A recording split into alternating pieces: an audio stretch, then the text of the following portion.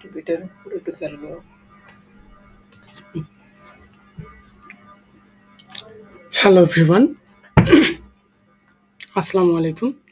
আজকের ক্লাসে সবাইকে স্বাগতম। আজকে আমাদের আলোচনার বিষয় হচ্ছে উদ্ভিদ বিজ্ঞান প্রথম বর্ষ, কোর্স নং 102 মাইকোলজি। অ্যাস্কোমাইসিটিস শ্রেণীভুক্ত ছত্রাক পেনিসিলিয়াম।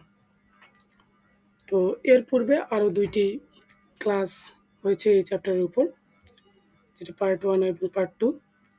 তো যারা ক্লাস দুটি করেননি তারা ক্লাস দুটি করে নেবেন।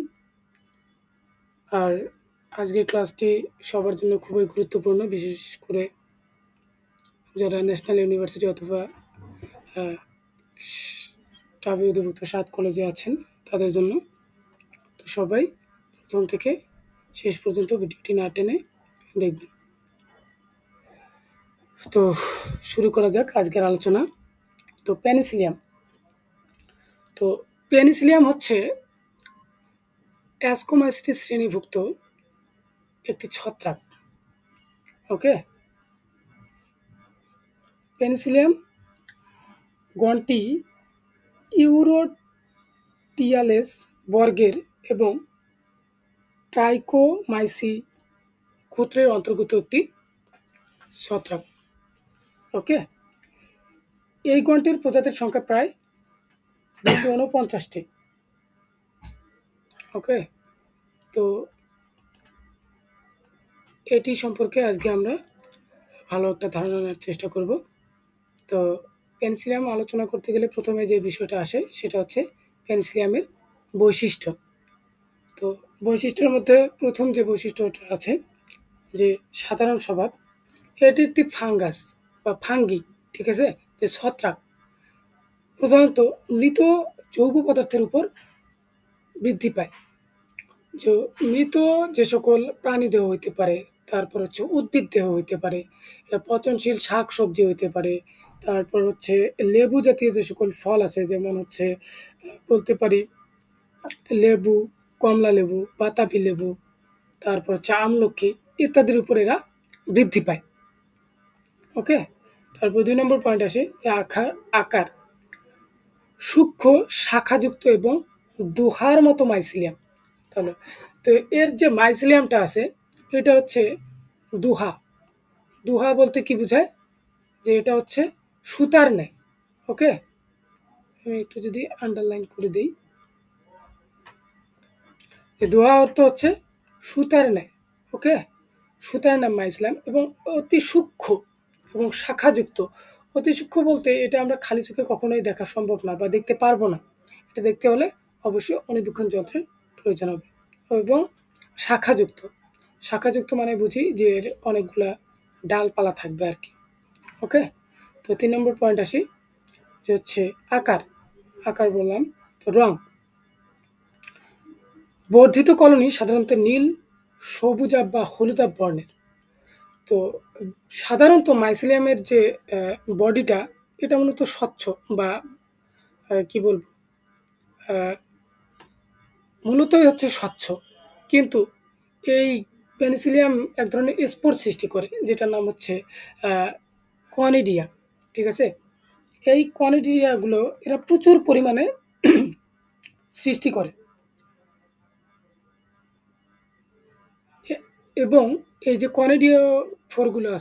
কনিডিয়াগুলো আছে এগুলো হচ্ছে সবুজাভ বা নীলাভ বর্ণের, যার কারণে পেনিসিলিয়ামের কলোনিকে মূলত কেমন দেখায়?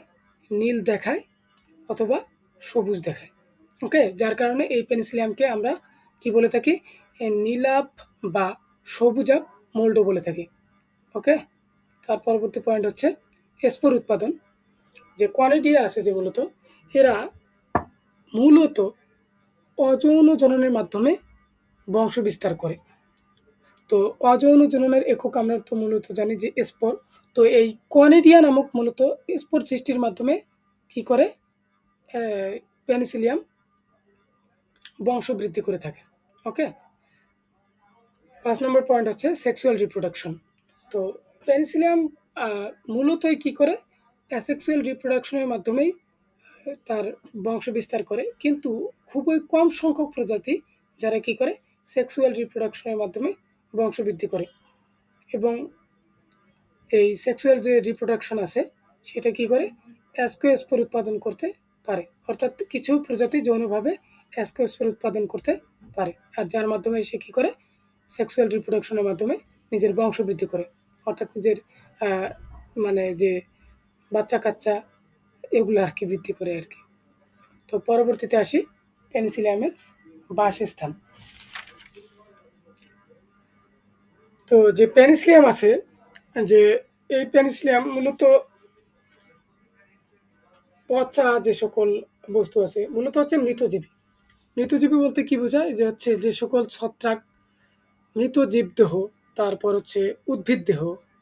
মৃত জীবদেহ বলতে জীবদেহ, প্রাণী দেহ অথবা উদ্ভিদ দেহ উভয়কে বোঝায়। তো মৃত জীবদেহে জন্মায়, অথবা কি বলবো পচা শাকসবজির উপরে জন্মায়, তারপর হচ্ছে পচা পাতার উপরে জন্মায়, এগুলোই হচ্ছে মূলত মৃতজীবী। তো এরা মূলত মৃত পদার্থে জন্মে থাকে। ওকে, যেমন উদাহরণ হিসেবে বলতে পারি পেনিসিলিয়াম নোটাটাম। তো মাটিতে নষ্ট পাউরুটিতে এরা জন্মে থাকে, যেমন পাশের চিত্রে আপনারা দেখতে পাচ্ছেন যে হচ্ছে নষ্ট পাউরুটি। আমরা যদি একটা ভালো পাউরুটিকে বাসার মধ্যে 2-3 দিন রেখে দিই, তাহলে দেখবেন যে পাউরুটির উপরে এইরকম কিছু সাদা সাদা সরি নীলপ নীলপ কিছু কি মোল্টের আকার মানে জন্মেছে বা স্তূপ জমেছে, এগুলোই মূলত হচ্ছে পেনিসিলিয়াম। আবার দেখা যাবে যে হচ্ছে কমলা বা লেবু আমরা বাড়িতে অনেক সময় নিয়ে আসি খাওয়ার জন্য, কিন্তু হয়তো বা কোনো কারণবশত সেটা কি হয়েছে মানে খাওয়া হয় না আর, যার কারণে এই কমলা লেবুর উপরে এই যে নীল বর্ণের কতগুলা স্তূপ জমে, এগুলোই মূলত হচ্ছে পেনিসিলিয়াম। ওকে, তো সেটাই বলছে যে হচ্ছে মাটিতে নষ্ট রুটিতে ইত্যাদিতে জন্মায়। তারপর হচ্ছে নষ্ট খাবার। নষ্ট খাবার বলতে মূলত যে কোনো ধরনের খাবার হতে পারে, এটা হতে পারে জ্যাম, জেলি, আচার ইত্যাদির উপরে এরা কি জন্মে থাকে, যেমন কি পেনিসিলিয়াম ক্রাইসোজেনাম।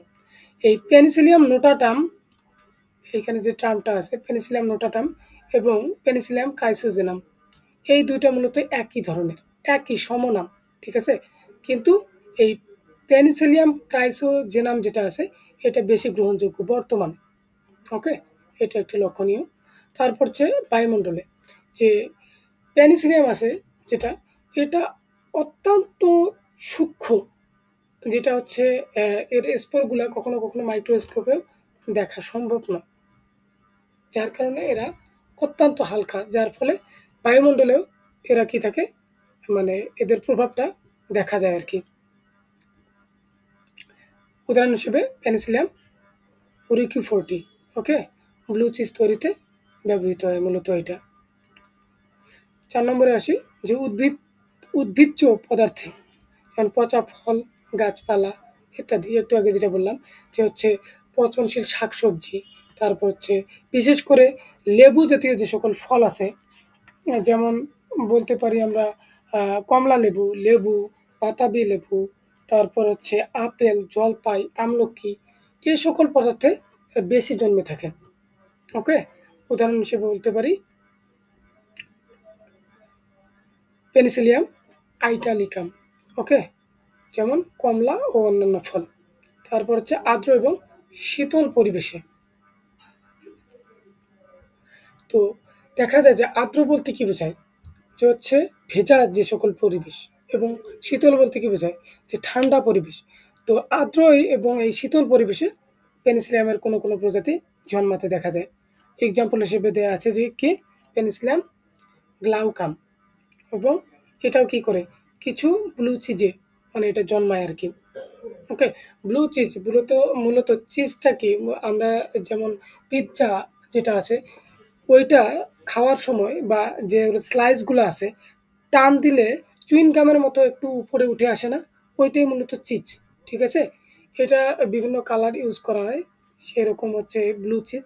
এই ব্লু চিজ যে এই ধরনের পেনিসিলিয়ামগুলা জন্মে থাকে আর কি।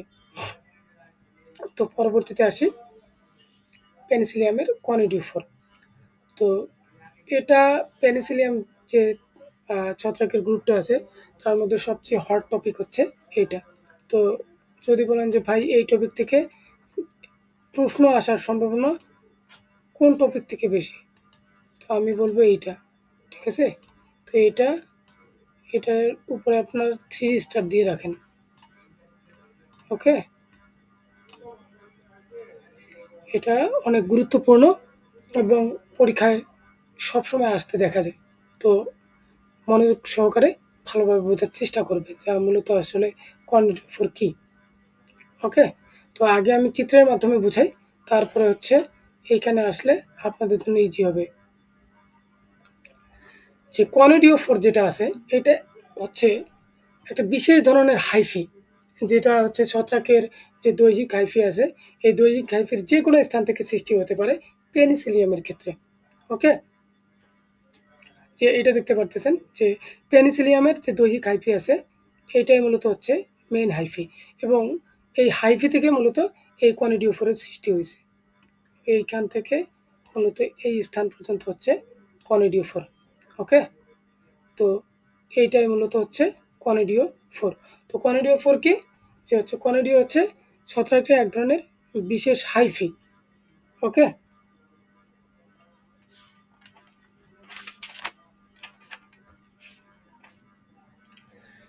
যে কনিডিও ফোর যে আছে এই কনিডিও ফোরে কি থাকবে, সেপ্টা থাকবে বা প্রস্থ প্রাচীর থাকবে। চিত্রটা একটু অস্পষ্ট যার কারণে বুঝতে পারতেছেন কিনা জানি না, যে এইখানে কতগুলো দেখবেন যে এইখানে একটা কি আছে, প্রস্থ প্রাচীর আছে, এইখানে একটা প্রস্থ প্রাচীর আছে, এইখানে একটা প্রস্থ প্রাচীর আছে। তো এই কনিডিও ফোরগুলো হচ্ছে সেপ্টেড বা প্রস্থ প্রাচীর যুক্ত, উপরের প্রান্তগুলো মূলত শাখান্বিত। ঠিক আছে, যে এই একটু যদি দেখাই, যে কনিডিও ফোরের যে উপরের অংশটা দেখতে পারতেছেন, যেটাকে আমরা এখানে মেটুলা বলতেছি, যে এই উপরের অংশটা মূলত শাখান্বিত। এটা একটা শাখা, এইটা একটা শাখা, এইটা একটা শাখা। ওকে, তো উপরের প্রান্তগুলো হচ্ছে শাখান্বিত। তো এর পরবর্তীতে পয়েন্টে একটু দেখি যে কী আছে, যে কনিডিও ফোর সাধারণত লম্বা, সরল এবং এক ধরনের মূল শাখা হিসেবে শুরু হয়। তো এইটা হচ্ছে পেনিসিলিয়ামের মূল হাইফি, এইটুকু অংশ। ঠিক আছে, এটা হচ্ছে পেনিসিলিয়ামের মূল হাইফি, ছোট শাখা বের হয়। কনিডিফোর সাধারণত লম্বা, সরল এবং এক ধরনের মূল শাখা হিসেবে শুরু হয়। ঠিক আছে, এই মূল যে হাইফি আছে, হাইফি থেকে মূল শাখা হিসেবে মূলত এই কনিডিফোর সৃষ্টি হয়। ওকে, তারপরে হচ্ছে কনিডিওফোর। কনিডিওফোর শাখান্বিত হলে এর শাখাগুলোকে মেটুলা বলে। ঠিক আছে, যে এই যে কনিডিওফোরটা যেটা দেখতে পারতেছেন, আমি যদি একটু কালার ইউজ করি,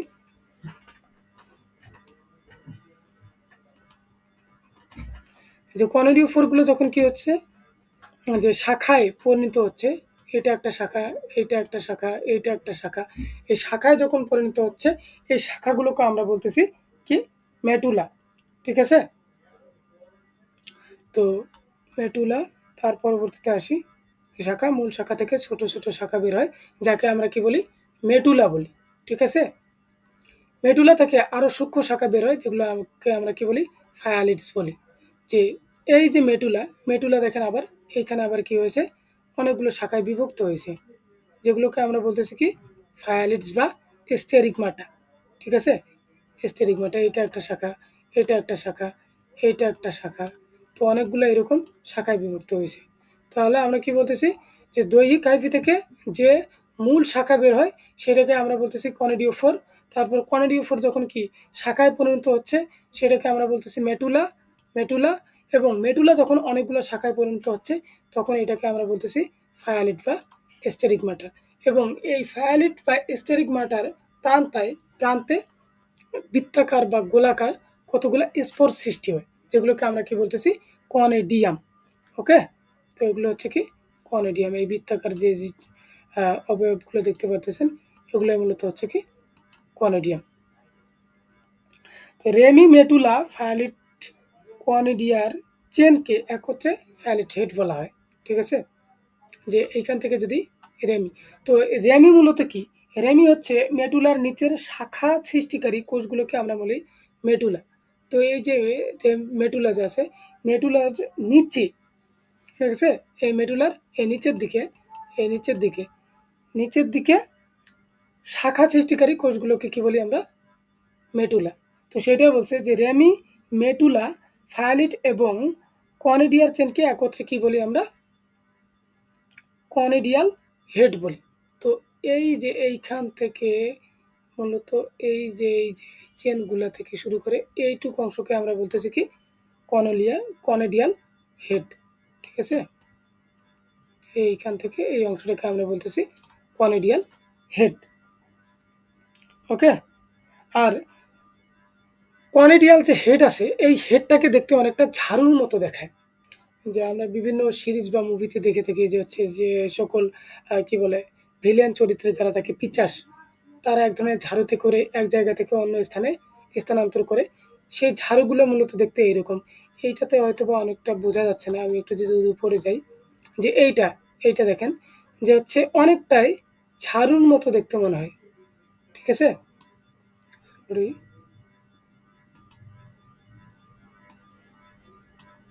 ওকে।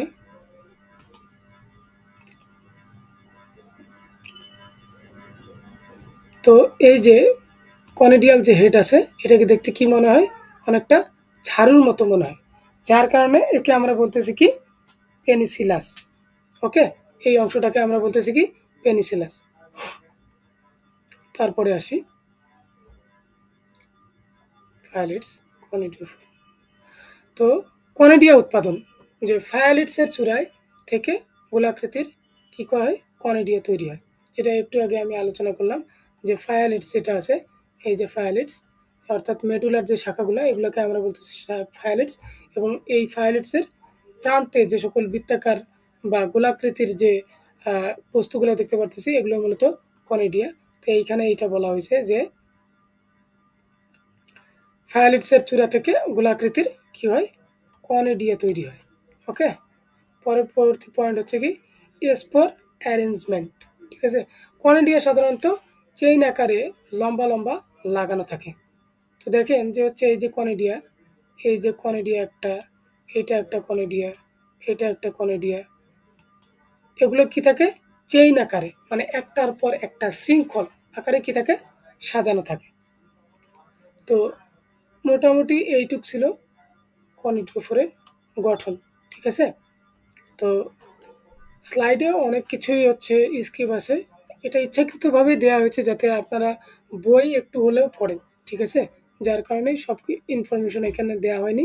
আমি যা বলছি এটা একটু গুরুত্বের সঙ্গে শুনবেন, এবং পারলে পাশায় কি বলে পাশের খাতায় নোট ডাউন করে রাখবেন আর কি। ওকে, যে কনিডিয়া যদি সম্পর্কে কিছু আমি বলতে চাই, তাহলে হচ্ছে কনিডিয়া সাধারণত গোলাকার বা ডিম্বাকার বা উপবৃত্তাকার হয়ে থাকে। এটা মসৃণও হইতে পারে, আবার কি অমসৃণও তো হতে পারে। ঠিক আছে, এই যে কনিডিয়াগুলো আছে, এই কনিডিয়াগুলো হচ্ছে, এই কনিডিয়ার অভ্যন্তরে এক বা একাধিক নিউক্লিয়াসও থাকতে পারে। ওকে, কিন্তু একটু আগে যেটা বললাম যে হচ্ছে কনিডিয়ার বর্ণগুলো হচ্ছে নীলাভ অথবা সবুজাভ, যার কারণে কি থাকে, যে পেনিসিলিয়ামের যে কলোনি থাকে, ঠিক আছে, ওইটা দেখতে অনেকটা কি হয়, নীলাভ বর্ণের দেখায়, যার কারণে আমরা এই পেনিসিলিয়ামকে কি বলতেছি, যে হচ্ছে নীলাভ বা সবুজাভ মোল্ড বলতেছি। ওকে, তো কনিডিয়া হচ্ছে অতি সূক্ষ্ম। ঠিক আছে, এই কনিডিয়ার যে স্তর যে আছে, এই স্তর 2 থেকে 3টি হতে পারে, এবং কনিডিয়া অতি সূক্ষ্ম এবং ওজনে হালকা হয়। এরা সহজেই বাতাসের মাধ্যমে বিস্তার লাভ করে। ঠিক আছে, যে এগুলো হালকা হয়, আর কি এরা সহজেই কী করে বাতাসের মাধ্যমে এক স্থান থেকে অন্য স্থানে স্থানান্তরিত হতে পারে, এবং জার্ম টিউব সৃষ্টির মাধ্যমে অঙ্কুরিত হয়। ওকে, জার্ম টিউব, জাস্ট এই টার্মটা একটু এখানেই শুনে রাখেন। যখন আমরা মাইকোলজির 3 নম্বর চ্যাপ্টার নিয়ে কথা বলবো, যে ছত্রাক নিয়ে বিশদ আলোচনা, সেখানে আমরা জার্ম টিউব সম্পর্কে আপনাদের বিস্তারিত ধারণা দেওয়ার চেষ্টা করব ইনশাল্লাহ। তো পরবর্তী অংশে আমরা চলে যাই, যে পেনিসিলিয়ামের গুরুত্ব। ঠিক আছে, যে হচ্ছে পেনিসিলিয়াম মূলত আমাদের পরিবেশে বা হচ্ছে অর্থনীতিতে কীরকম প্রভাব ফেলেছে সেটাই আর কি। তো পেনিসিলিয়াম দেখা যায় যে হচ্ছে যেমন পেনিসিলিয়ামের উপকারী গুরুত্ব আছে তেমন অপকারীও গুরুত্ব আছে। তো আমরা পেনিসিলিয়ামের উপকারী গুরুত্ব যেটা আছে ওইটা নিয়ে আমরা কি আগে আলোচনা করব। ওকে, তো উপকারী গুরুত্বের মধ্যে আমরা আসি যে পেনিসিলিয়াম এর অনেক ব্যবহারিক গুরুত্ব রয়েছে। স্যাকারোমাইসিস সার্ভেসি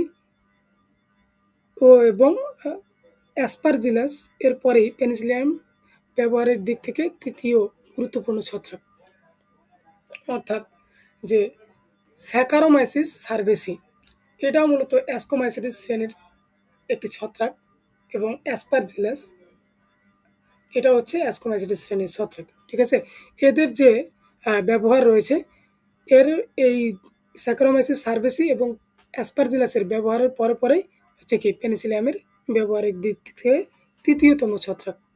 ওকে, তো ১ নম্বরে যেটা আছে যে হচ্ছে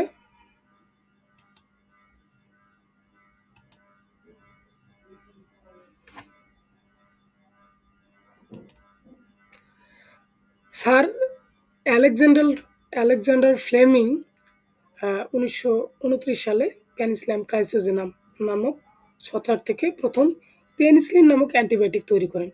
ওকে, এখানে যেটা পেনিসিলিন নামক অ্যান্টিবায়োটিক পৃথক করেন।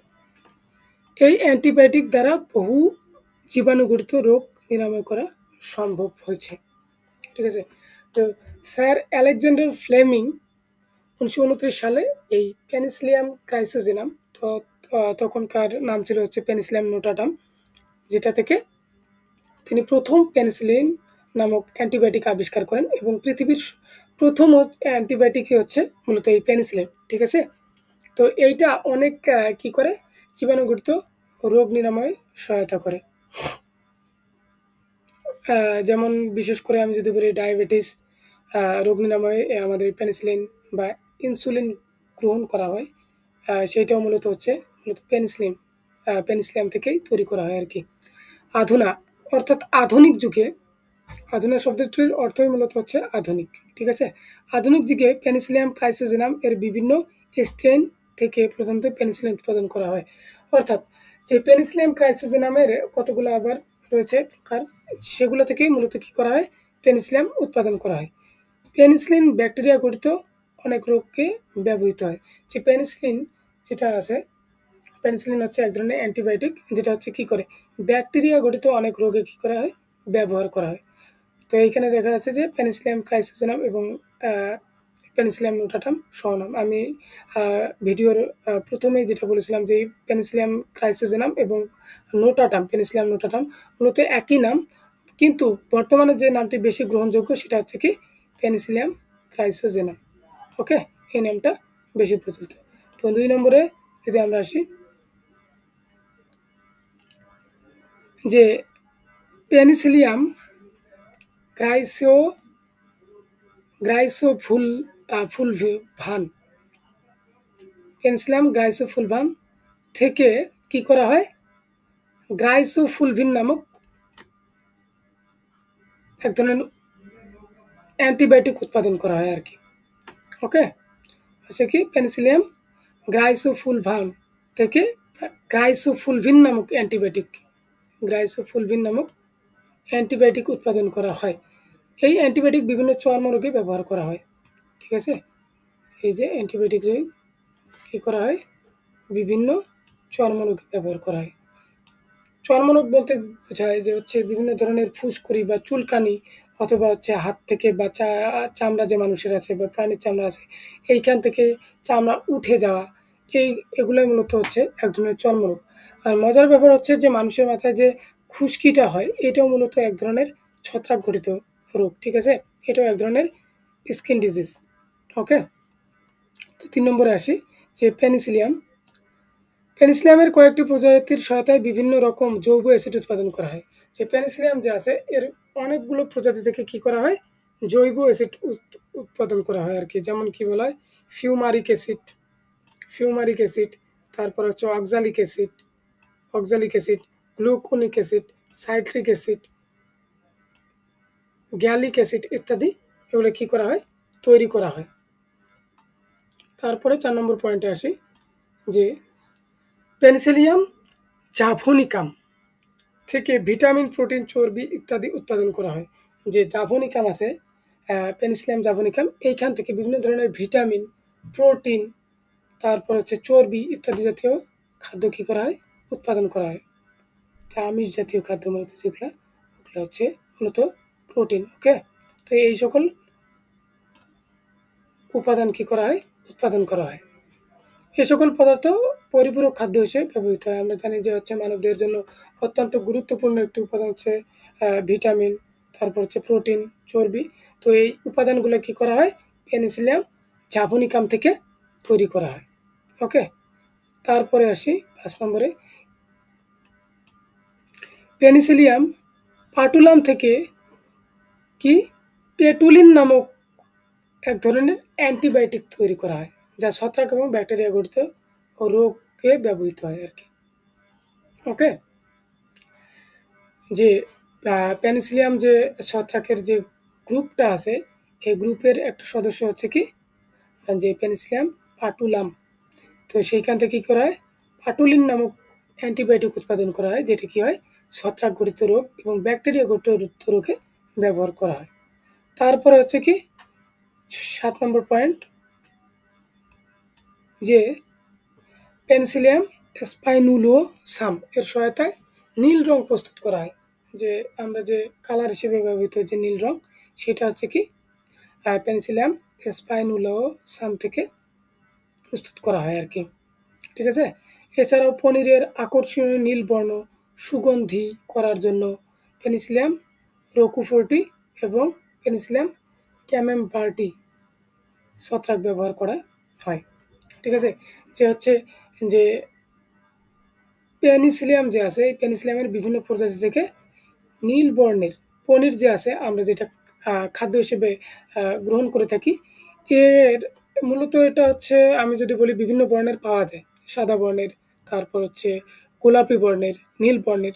তো নীল বর্ণের যে পনিরটা মূলত পাওয়া যায়, ওই নীল বর্ণটা মূলত কী হয়, এই পেনিসিলিয়াম রুকিফোর্টি থেকে মূলত এই পনিরের নীল রঙটা তৈরি করা হয়। এবং পনিরকে সুগন্ধি করার জন্য এই পেনিসিলিয়াম রুকিফোর্টি ব্যবহার করা হয়।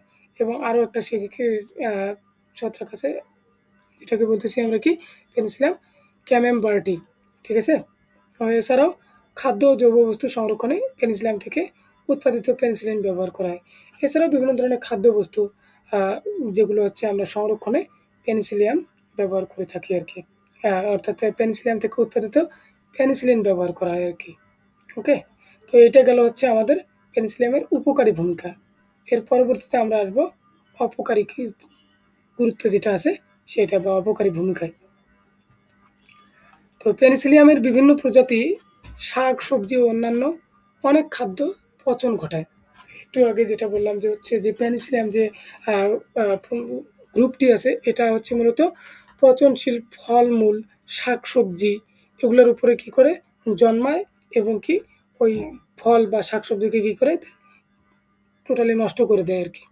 আর ফলমূলের মধ্যে আমি একটু আগে বলছিলাম যে ভিডিওর শুরুতে, যে হচ্ছে লেবু জাতীয় যে সকল ফল আছে, যেমন বলছিলাম যে হচ্ছে বাতাবি লেবু, তারপর হচ্ছে কমলা লেবু, কমলা, আপেল, আমলকি, জলপাই, এ সকল খাদ্যবস্তুর উপর প্রচুর পরিমাণে জন্মায় এবং এ সকল খাদ্যবস্তুকে কী করে দেয়, নষ্ট করে দেয়।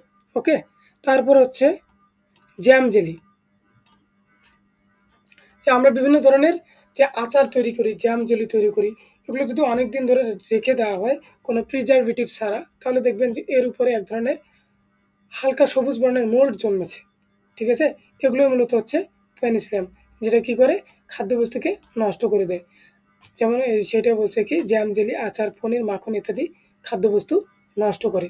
আর এইটা মূলত হচ্ছে তোমার পেনিসিলিয়াম নোটাটাম যেটা, সেইটাই মূলত এই কাজগুলো করে থাকে আর কি। তাছাড়াও চামড়া, তারপর হচ্ছে চামড়াজাত দ্রব্য, যেমন চামড়াজাত দ্রব্য বলতে আমরা কী বুঝি, যে চামড়া তৈরি যে সকল জিনিসপত্র আর কি। ঠিক আছে, সেগুলো সুতি কাপড়, কাগজ, কাঠ ইত্যাদিতে ইত্যাদির ক্ষতি সাধন করে। তো এগুলো জন্মানোর ফলে যে এই যে অংশে জন্মায় সেই অংশটা কি হয়ে যায়, প্রচুর নরম হয়ে যায়, এক ধরনের কি বলবো যে থুসথুসে আর কি হয়ে যায়। এইভাবে এটার ক্ষতি সাধন করে আর কি। তারপরে হচ্ছে কি কয়েকটি প্রজাতি পরজীবী হিসেবে উদ্ভিদ রোগ সৃষ্টি করে। যে পরজীবী যারা মূলত কি করে, যে সকল ছত্রাক জীবিত উদ্ভিদ এবং প্রাণী দেহে কি করে জন্মায় এবং তাদের থেকে পুষ্টি শোষণ করে কি করে নিজেরা বেঁচে থাকে, তারাই মূলত হচ্ছে কি পরজীবী। তো এই পেনিসিলিয়াম হচ্ছে এক ধরনের পরজীবী বা মৃতজীবী ছত্রাক, যেটা কি করে অন্য বস্তু থেকে খাদ্যদ্রব্য শোষণ করে বেঁচে থাকে এবং সে সকল যে সকল উদ্ভিদ বা প্রাণীতে কি করে জন্মায় সে সকল উদ্ভিদ এবং প্রাণীর বিভিন্ন ধরনের রোগ সৃষ্টি করে। যেমন এইখানে আছে কি পেনিসিলিয়াম ইটালিকাম, তারপর হচ্ছে ডিজিটাটাম, লেবু জাতীয় উদ্ভিদের ফসলের নরম পচা সফট ফল্ট রোগ সৃষ্টি করে। তারপরে হচ্ছে কি পেনিসিলিয়াম ফোনিকো কোলোসাম আনারসের পচন রোগ সৃষ্টি করে। ঠিক আছে, তো এই রকম অনেক প্রজাতি কী করে যে উদ্ভিদ এবং প্রাণীদের রোগ সৃষ্টি করে। এছাড়াও পেনিসিলিয়াম একটি গুরুত্বপূর্ণ রোগ সৃষ্টি করে, সেটা হচ্ছে পেনিসিলাস নামক। ঠিক আছে, তো এইটাও একটু নোট ডাউন করে রাখবেন আর কি। তো এর পরবর্তীতে আছে যে কোনো কোনো প্রজাতি মানুষ সহ প্রাণী দেহে নানা রকম রোগ ঘটায়। ঠিক আছে, যে পেনিসিলিয়ামের অনেক প্রজাতি আছে যারা কি করে মানুষ এবং অন্যান্য প্রাণী যে আছে তাদের রোগ সৃষ্টি করে। যেমন পেনিসিলিয়াম মারনেফি এশিয়ার মানুষের ক্ষতিকর পেনিসিলোসিস যেটা একটু আগে বললাম যে পেনিসিলাস রোগ সৃষ্টি করে, সেটা আর কি, যে মানুষের ও অন্যান্য প্রাণীর কি করে পেনিসিলোসিস রোগ সৃষ্টি করে। এছাড়াও কয়েকটি চামড়া, লিম্ফ নোড, তারপর হচ্ছে ফুসফুস ইত্যাদির অন্ত্রের রোগ সৃষ্টি করে। তো এই ছিল মূলত পেনিসিলিয়ামের গুরুত্ব। তো এই যে পেনিসিলিয়াম আছে, এই পেনিসিলিয়ামের সাথে অ্যাসপারজিলাসের বেশ মানে মিল রয়েছে এবং কিছু স্পেসিফিক পার্থক্য রয়েছে, যেটা আমরা এখানে দেখব। ঠিক আছে, তো এখানে দেওয়া আছে যে অ্যাসপারজিলাস এবং পেনিসিলিয়ামের যে কনিডিওফোর আছে, এই কনিডিওফোরের পার্থক্য।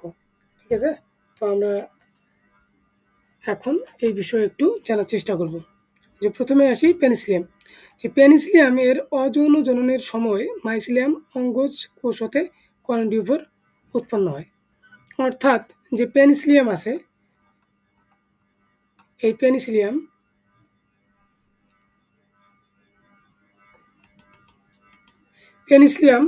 যে দৈহিক হাইফের যে কোনো কোষ থেকে এই কনিডিওফোর সৃষ্টি হয়। এটা কার ক্ষেত্রে? পেনিসিলিয়ামের ক্ষেত্রে। যে দৈহিক হাইফের যে কোনো কোষ থেকে কি হবে, কনিডিওফোর সৃষ্টি হবে। আর অ্যাসপারজিলাসের ক্ষেত্রে কি ঘটে, যে অঙ্গজ হাইফা থেকে উৎপন্ন একক বা শাখান্বিত কনিডিওফোরের শীর্ষে কনিডিও উৎপন্ন হয়। অর্থাৎ অ্যাসপারজিলাস যে আছে, অ্যাসপারজিলাসের যে অনেকগুলো শাখা প্রশাখান্বিত কি থাকে, কনিডিওফোর থাকে, যেগুলোর শীর্ষদেশে কী হবে, কনিডিয়া উৎপন্ন হবে। এখানে আপনারা যদি আমি চিত্রের মাধ্যমে একটু দেখাই, যে হচ্ছে এই যে এগুলো হচ্ছে কি শাখা, এই যে এগুলো এগুলো একটু জট পাকা মনে হচ্ছে, বাট এগুলো হচ্ছে শাখা। এই শাখাগুলোর শীর্ষে মূলত কি হচ্ছে, কনিডিয়া উৎপন্ন হচ্ছে। তো এইটাই মূলত বোঝানো হয়েছে। তারপরে 2 নম্বরে আসি, পেনিসিলিয়ামের কনিডিওফোরগুলো খাড়া, শাখান্বিত এবং সেপ্টেড। তো পেনিসিলিয়ামের যে কনিডিওফোরগুলো আছে, এগুলো হচ্ছে কি শাখান্বিত। একটু যদি চিত্রের মাধ্যমে দেখাই আমি, যে কনিডিওফোর, এই যে কনিডিওফোর উপরের দিকে কি হয়েছে, শাখান্বিত হয়ে গেছে এবং কি হচ্ছে এখানে শাখান্বিত খাড়া, এবং দেখবেন যে হচ্ছে এই যে কনিডিওফোরগুলো হচ্ছে খাড়া খাড়া। ওকে, তারপরে হচ্ছে কি যে শাখান্বিত, যেটা বললাম দেখাইলাম যে একটু আগে, এই যে একটা শাখা, এই যে একটা শাখা। ওকে, শাখান্বিত। আর কি হয়েছে যে সেপ্টেড, যে এই যে একটু আগে দেখিয়েছিলাম যে এইখানে একটা কি আছে, প্রস্থপ্রাচীর থাকবে, এইখানে একটা প্রস্থপ্রাচীর আছে, অতটা স্পষ্ট না, বাট এইখানে কি আছে, প্রস্থপ্রাচীর আছে। ওকে, তো সেটাই এখানে বলছে যে হচ্ছে পেনিসিলিয়ামের কনিডিওফোরগুলো কী থাকবে, খাড়া থাকবে, শাখান্বিত থাকবে এবং এই কনিডিওফোরের মধ্যে কী থাকবে, প্রস্থ প্রাচীর থাকবে। এবং অ্যাসপারজিলাসের ক্ষেত্রে সেটা কী দেখা যায় যে কনিডিওফোরগুলো একটু বিশেষ ধরনের উর্বর খাড়া হাইফা, এটা কি থাকবে, উর্বর থাকবে, ঠিক আছে, খাড়া হাইফা। এরা খুব মোটা এবং বেশ লম্বা হয়ে থাকে। তো এইখানে দেখেন যে হচ্ছে এরা খুব মোটা এবং কি হয়ে থাকে, লম্বা হয়ে থাকে। ওকে, তো এইটাই। তো কনিডিওফোরের শীর্ষে কোনো ভেসিকল সৃষ্টি হয় না। তো অ্যাসপারজিলাস যে আছে এই এর কনিডিওফোরে কোনো রকম ভেসিকল সৃষ্টি হয় না। ভেসিকল হচ্ছে এটা কি বলবো যে হচ্ছে ফুসকার মতো একটা অংশ আর কি, যেটা এক ধরনের কি বলবো যে বেলুনের মতো একটা অংশ, ঠিক আছে, যেটা হচ্ছে এই অ্যাসপারজিলাসের সৃষ্টি হয় না। কিন্তু কি হয়, সরি, পেনিসিলিয়ামে সৃষ্টি হয় না, কিন্তু অ্যাসপারজিলাসে এটা সৃষ্টি হয়। তারপর হচ্ছে শাখা পুনরায় বিভক্ত হয়ে কতগুলো বোতল আকৃতির স্টেরোগমাটা সৃষ্টি হয়, ঠিক আছে। এখানে কি হয়েছে যে কনিডিওফোর কোনো রকম ভেসিকল সৃষ্টি করে নেই, কিন্তু শাখায় তৈরি করছে, সেই শাখাগুলোকে বোতল আকৃতির স্টেরিগমাটা। এই যে এগুলো মূলত স্টেরিগমাটা, এগুলো মূলত কি, যে কাচের যেমন আমরা বিভিন্ন ধরনের পেপসি যে বোতলগুলোতে থাকে আর কি, সেই বোতলের মতো আকৃতি। তো সেটাই বলছে আর কি যে কনিডিওফোরগুলো শীর্ষে কোনো ভেসিকল সৃষ্টি হয় না, অর্থাৎ বেলুনের মতো অথবা ফুসকার মতো কোনো অংশ সৃষ্টি হয় না, এবং প্রতিটি শাখা পুনরায় বিভক্ত হয়ে কতগুলো বোতল আকৃতির স্টেরিগমাটা সৃষ্টি করে। আর অ্যাসপারজিলাসের কনিডিওফোরগুলো কেমন, স্বাভাবিকভাবে অ্যাসারভিউলাস, এটা এক ধরনের ছত্রাক, পিকনিডিয়াম, স্প্রোডিকিয়াম, সাইনেমা প্রভৃতি জটিল ধরনের ফল দেহ গঠন করে। ওকে, এর পরবর্তীতে আসি যে পেনিসিলিয়ামের যে কনিডিওফোর, এর কনিডিওফোর দেখতে ব্রাশ বা ঝাঁটার মতো। তো এটা দেখতে পারতেছেন যে প্রথমে দেখিয়েছিলাম যে হচ্ছে পেনিসিলিয়াম যে আছে এটা একটা কি ঝাড়ুর মতো, এই যে যেটা। ওকে, তো এটা দেখতে অনেকটা কি যে ঝাড়ুর মতো, আর এটা দেখতে চ্যাপ্টা শশার সদৃশ ফলন্ত দেহ গঠন করে। এটা কি চ্যাপ্টা দেখে দেখতে পারতেছেন না যে অনেক ক্ষেত্রে চ্যাপ্টা, ঠিক আছে, এবং শশার মতো দেখতে। ওকে, এর পরবর্তীতে আসি যে পেনিসিলিয়ামের কনিডিয়াগুলো সবসময়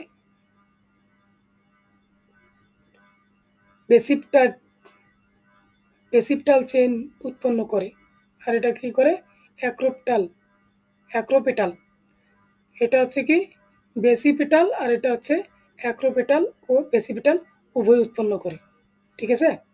তো এই মূলত ছিল অ্যাসপারজিলাস এবং পেনিসিলিয়ামের কনিডিওফোরের মধ্যে পার্থক্য। তো এই ছিল মূলত পেনিসিলিয়ামের আলোচনা।